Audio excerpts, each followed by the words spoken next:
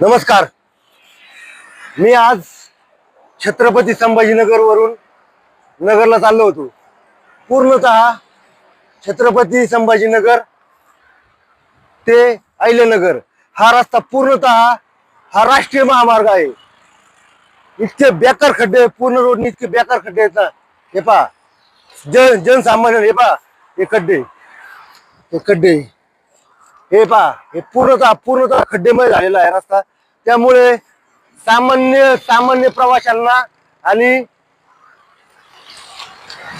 लोकांना, two wheeler असो four wheeler असो, प्रत्येकाला पूर्ण रस्त्यावर एवढे निकृष्ट दर्जाचा रस्ता झालेला असल्यामुळे वाहनांना मागूनच ब्रेक लावावा लागतो. त्यामुळे ह्या रस्त्याचे काम सरकारने लवकरात लवकर पूर्ण करावे, नाहीतर याच्यावर पण तीव्र आंदोलन करण्यात येईल.